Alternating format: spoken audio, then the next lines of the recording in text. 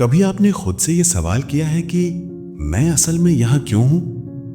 हर सुबह जब आप उठते हैं तो क्या आपको भीतर से वो एक्साइटमेंट महसूस होती है कि आज का दिन कुछ खूबसूरत लेकर आएगा?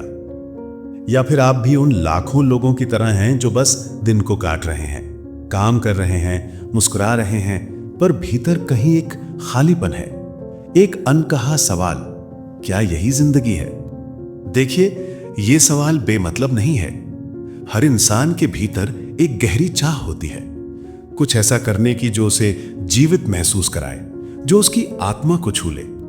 लेकिन इस तेज रफ्तार दुनिया में हम वो आवाज सुनना भूल गए हैं। हमने अपने दिल की जगह दूसरों की उम्मीदों को जगह दे दी है। आज मैं आपसे उस चीज के बारे में बात करना चाहता हूं जो आपके भीतर छिपे उस सवाल का जवाब हो सकती है। एक जापानी शब्द है इकिगाई, जिसका अर्थ है जीने की वजह, यानी वो कारण जिसकी वजह से हर सुबह आप उठते हैं और कहते हैं, हां, यही है मेरी राह।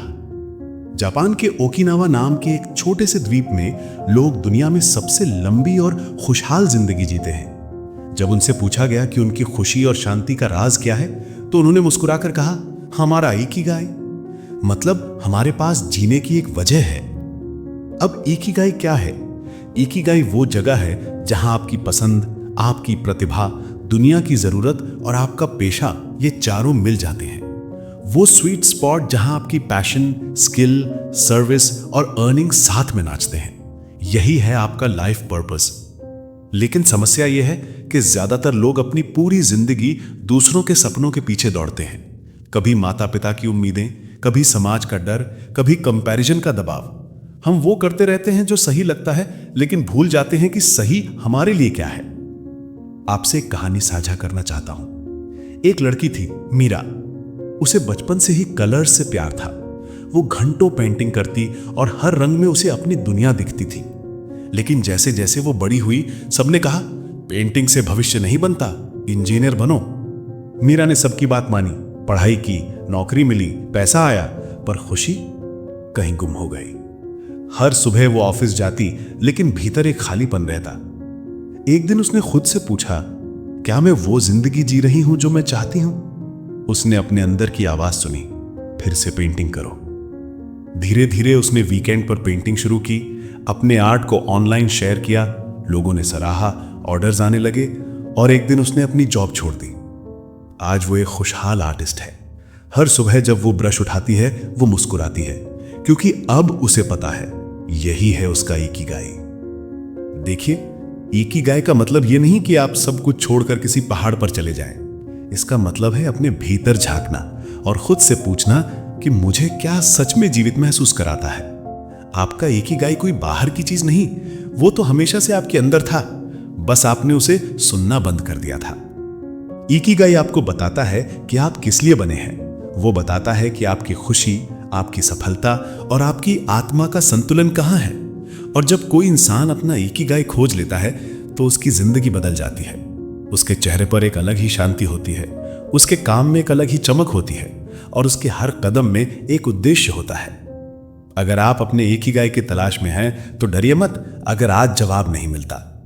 ये कोई ओवरनाइट प्रोसेस नहीं, ये एक यात्रा है। शायद शुरुआत में सब धुंधला लगे, लेकिन हर छोटा कदम आपको आपके पर्पस के करीब लेकर जाता है।